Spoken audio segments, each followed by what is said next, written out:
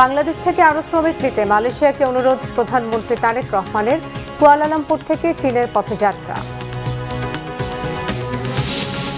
ঢাকাসহ 6 জেলায় সেনা মোতায়েন, ভিত্তি গোয়েন্দা প্রতিবেদন, জানালেন স্বরাষ্ট্রমন্ত্রী। কার্যক্রম নিষিদ্ধ আওয়ামী লীগের প্রতিষ্ঠাবার্ষিকী ঘিরে সতর্কতা। বিভিন্ন সীমান্ত পথে 16 দিনে 64 জনকে পুষিনের চেষ্টা বিএসএফের, বিজেপির কঠোর প্রতিরোধের মুখে ব্যর্থ। ঝিনাইদহের কালীগঞ্জে শিশু তাবাস্তব ধর্ষণ হত্যা মামলায় আসামির মৃত্যুদণ্ড। ব্রাহ্মণবাড়িয়ার নবীনগরে শিপ্রা ধর্ষণ হত্যা মামলার প্রধান আসামি গ্রেফতার। দেখছিলেন ক্রাউন সিমেন্ট সংবাদ শিরোনাম। এবারে বিস্তারিত।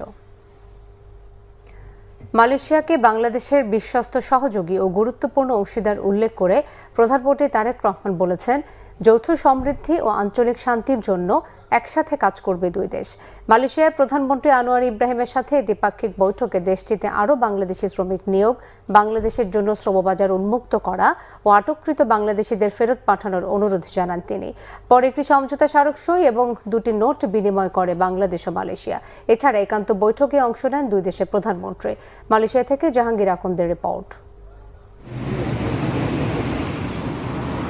সকালে কুয়ালালামপুরের সাংগ্রিলা হোটেল থেকে মোটর শোভাযাত্রা সহকারে বাংলাদেশের প্রধানমন্ত্রী তারেক রহমান ও তার সহধর্মিণী ডাক্তার জুবাইদা রহমানকে নিয়ে আসা হয় পুত্রজায়া মালয়েশিয়ার প্রধানমন্ত্রী কার্যালয় পেরদানা পুত্রা ভবনে।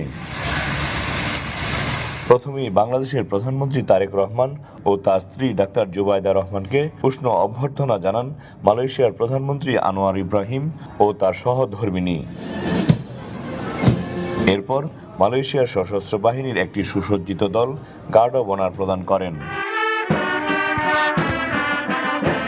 এ সময় বাংলাদেশ ও মালয়েশিয়ার জাতীয় সঙ্গীত পরিবেশিত হয়। সংবর্ধনার পর দুই প্রধানমন্ত্রী একান্ত বৈঠক করেন। তারা দ্বিপাক্ষিক সম্পর্কের সামগ্রিক বিষয় পর্যালোচনা করেন এবং পারস্পরিক স্বার্থ সংশ্লিষ্ট আঞ্চলিক ও আন্তর্জাতিক বিষয়ে মতবিনিময় করেন। একান্ত বৈঠক শেষে দুদেশের মধ্যে দ্বিপাক্ষিক বৈঠক অনুষ্ঠিত হয়।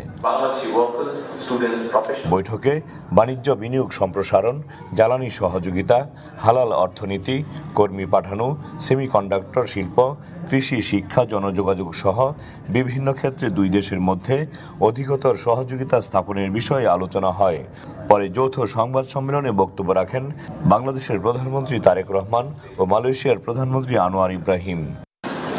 To enhance and comprehensive partnership in all fields and not limited only to trade and investment.